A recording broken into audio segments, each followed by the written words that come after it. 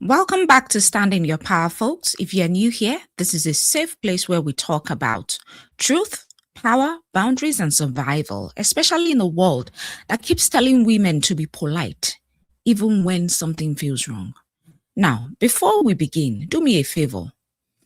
Let me know where you're watching me from, and please share this video, like, subscribe, because this one can save a life. Today's story is not just disturbing, it's educational, and it's about three escaped inmates, a rideshare driver, and a moment where politeness nearly cost a woman's life, or nearly cost a woman her life. Let's take a breath as we get into it. Stand in your power, own every minute, every hour. This is your story, starting now. Stand in your power, let the world see how.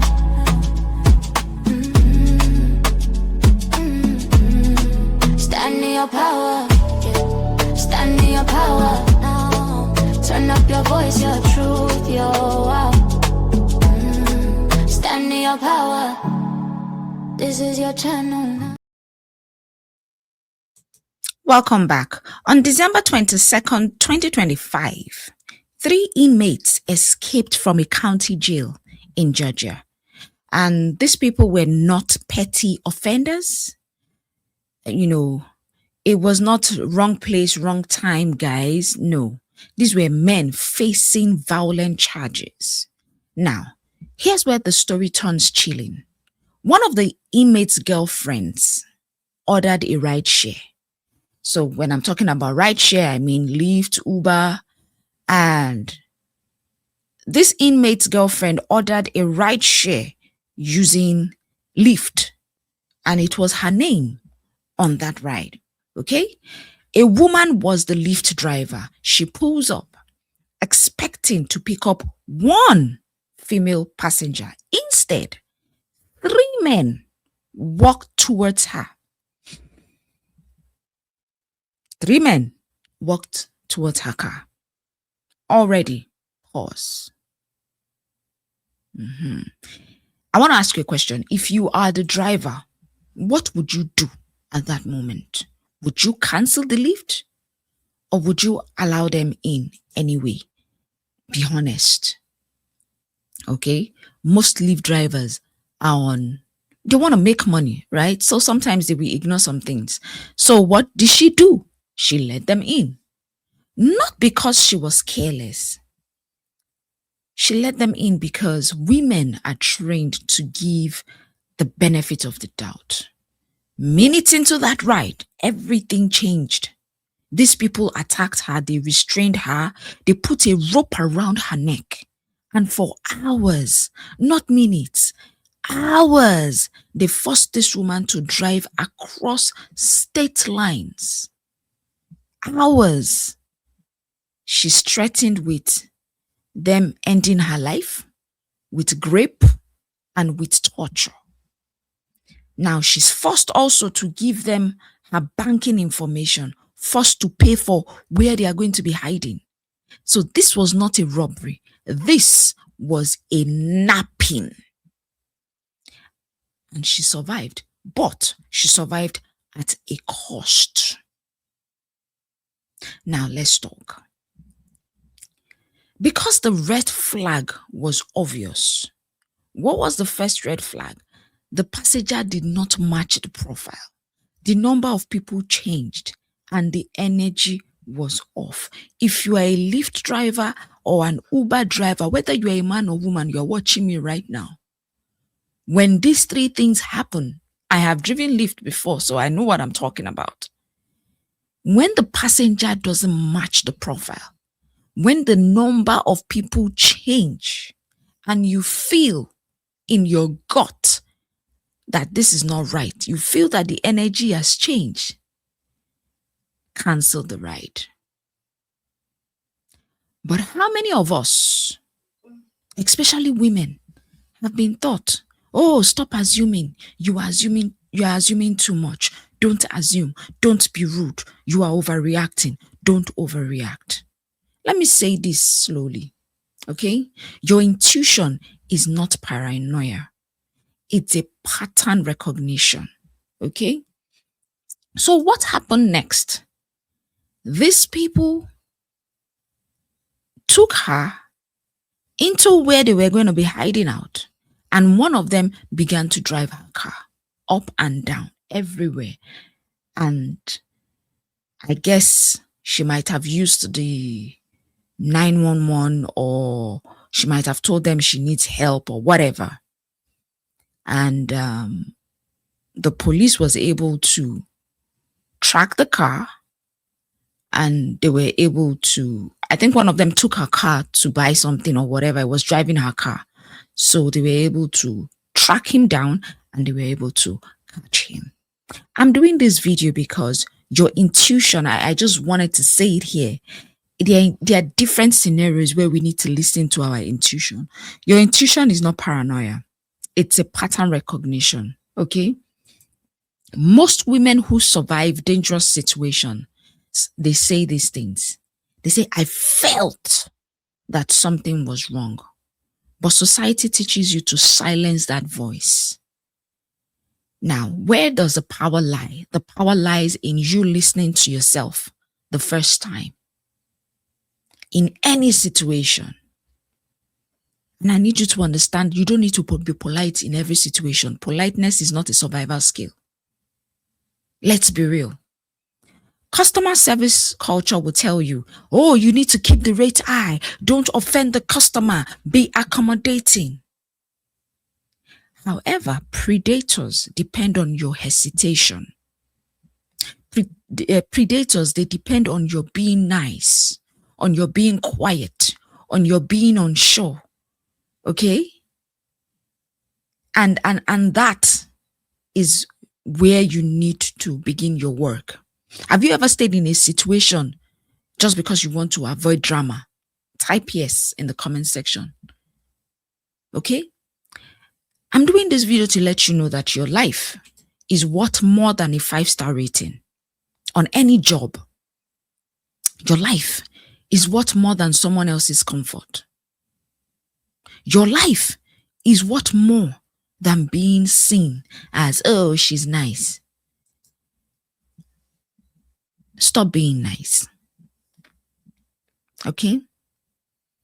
Technology does not replace awareness at all. Yes, rideshare apps have GPS, they have emergency buttons, they have trip log. Correct. But I want you to listen carefully. Those tools work after danger starts. They don't work before danger starts. So the only protection you have before danger is that your intuition. Okay? Technology is not support. It's not support. It's your awareness that is your protection. If the situation does not match the app, don't negotiate, don't explain, don't second guess. Cancel, leave, and report. Also in life, if the situation does not match who you are, do not negotiate, do not explain, and do not second guess. What do? Terminate, leave, and set your boundaries. Terminate, leave, set your boundaries. In some instance, setting your boundaries will mean reporting to the authorities. Okay? What's another lesson I learned from this? Crime doesn't always look like crime. This wasn't a dark alley. This was midnight.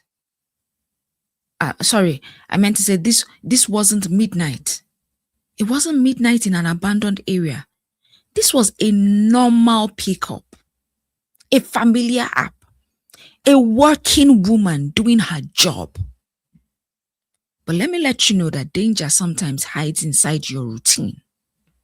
That's why I'm talking about situational awareness, not fear. Okay? Situational awareness. They didn't just restrain her body, they also controlled her phone. They did control her phone. Okay? Your phone is your wallet, your phone is your identity, your phone is your access, and you need to protect it. You can use biometric lock, hide banking apps, set emergency contact, but sometimes that's still not enough. Okay? But the good news is she survived. That woman survived.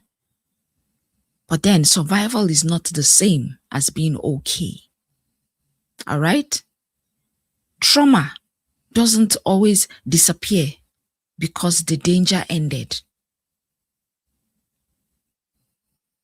We need to stop saying at least you are alive. Let me read the full story to you. Hold on one moment. Let me read the full story to you so you understand where I'm coming from. Okay? It says three escaped excuse me. Three escaped inmates excuse me. Three escaped inmates put rope around Lyft driver's neck and napped her for 10 hours. The female driver was told repeatedly not to struggle or she would be raped, tortured, and ended, according to Florida officials. Okay, I'm just going to make this a little bigger so you can read along. It says three men who escaped a Georgia jail were arrested Monday in Florida, accused of hijacking a Lyft rideshare and napping the driver after putting a rope round her neck. According to a criminal complaint, Stephen Charles, 24, Yusuf Minor, 31, and Noad Johans, 25, escaped the Calb County Jail, roughly 10 miles east of Atlanta, on Sunday, according to the criminal complaint filed in Florida's Southern District on Tuesday. In the early hours of Monday, the trio then hailed a Lyft car that the driver later told authorities was requested by a woman. The complaint says prosecutors said, that's what the complaint says. Prosecutors said Minor's girlfriend helped call the Lyft, according to the complaint. Upon arriving to the requested destination, the Lyft driver unlocked the vehicle for the three men to exit the car. According to the complaint, instead, one of the men wrapped a rope around her neck from behind, the complaint says. Prosecutors did not state the driver's name or age. The driver's hands were both then bound and dragged to a back seat of the vehicle, where she was instructed to keep her head down, eyes closed. The complaint states she was told repeatedly not to struggle, nor she would be ended. According to the complaint, the trio also threatened to rape her, torture her, and all that. She estimated she was napped for up to 10 hours, according to the complaint. Prosecutors said that the trio used the driver's credit card to rent a short-term rental property in Florida, a town roughly 25 miles north of Miami. At some point, Charles and Yuan left the rental property in the Lyft driver's vehicle, while Minor remained behind, according to the complaint. The driver's stolen vehicle was then detected by authorities with the help of license plate reader, prompting Charles and Johan's address.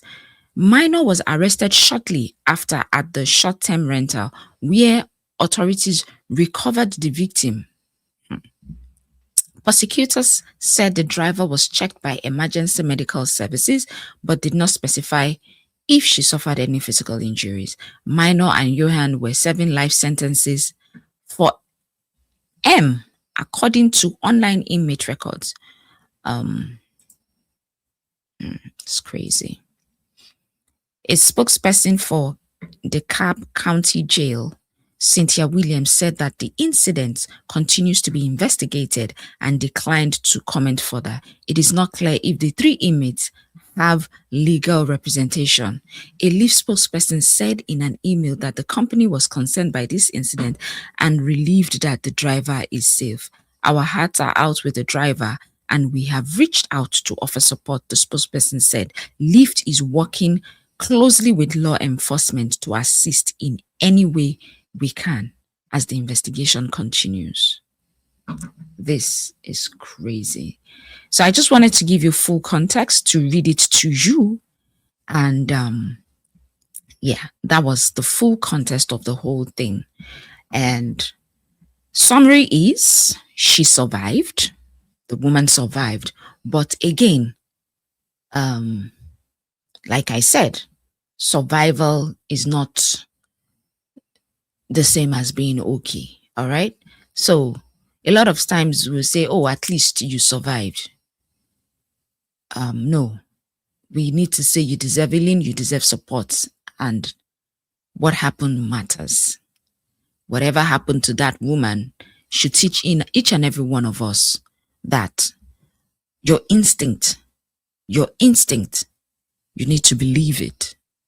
I have driven Lyft and I work with my instinct all the time. When I see a ride and I don't feel comfortable, I don't care who you are, where you are, what time it is. Because number one, you are not paying my car note, you are not fueling my car, and my life is worth more than your $6 or your $10 that Lyft is going to pay me. Okay? So I put my instinct at the forefront. I don't care how many times they say I cancel the ride, I will cancel it.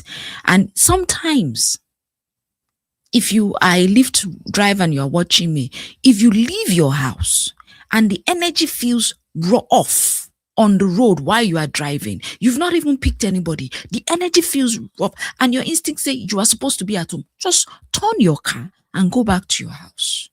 Okay? Let me end with this. This story is not just about escaped inmates or whatever. It's about women being trained to ignore their instinct.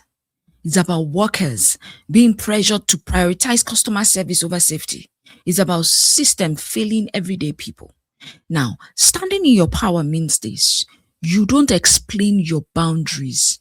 You don't negotiate your safety, and you don't apologize for leaving whatever situation. If something feels off, then it is off. Okay? If this message spoke to you, like this video, share it with someone who drives, who travels, or works alone, and put a comment in the comment section. I choose safety. Thank you for listening. I will see you in the next one. Bye-bye. Let me know what your thoughts are in the comments. Take what you learned, walk in your truth. Until next time, stand in your power.